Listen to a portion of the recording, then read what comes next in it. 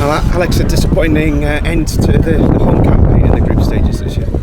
Yes, I think obviously very underwhelming performances last couple of games. I think the reality is our level has not been good enough, and obviously 2 games to go. But thus far, I think we've been really below par.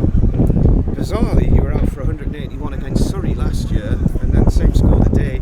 Similar matches in the end, really, as well. Yeah, I think the frustrating thing from today was we obviously 130 for 2, and I think that first 20-25 overs was probably the largest seam movement I've probably faced all year, white ball or red ball. So I think the disappointing thing for us was we got ourselves into a good position, and then actually we lost under 50 runs for 8 wickets, which is obviously the biggest disappointment. I think probably leading on from that, I think the frustration within the group, in this group of players and the coaching staff is that this is not the first time that we've battled like this. This is probably the third time this campaign. So I think we need to probably address it, take some ownership, and we actually need to some of the guys need to develop and come back better from this.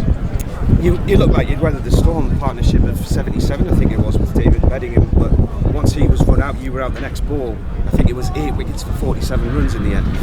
Yep. So very difficult to try and defend that, isn't it? Yeah, well, of course, and I think that's like I just alluded to in the last point. Our battle. Yeah. How difficult was it? You mentioned the seam movement. We were at quite an angle, so it was difficult to tell what it was doing today. But I mean, you got down, you drafted, and you weren't getting runs on the ball. Like I say, I think it was probably the most seamer-friendly wicket I've played on in my career for 50 over cricket. But like I say, the disappointing thing back on that, like I say, for me it's not at all not an excuse, because we'd weathered that 20-25 overs where it was doing a lot.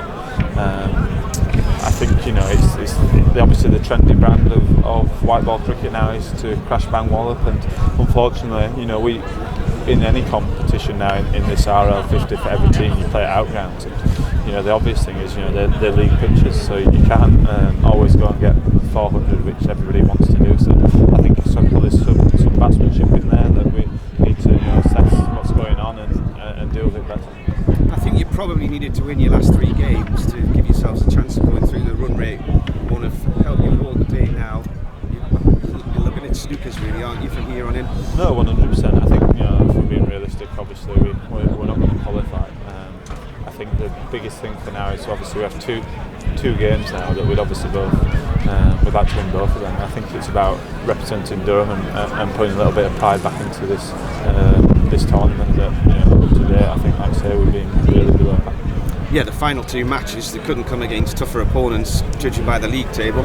Leaders Warwickshire on Sunday, second place Gloucestershire next Tuesday. Yeah, absolutely. But I think obviously all the best players in the comp are in the 100, so I think everybody's gettable. I think it's about putting in some performances as a team. We bat and ball.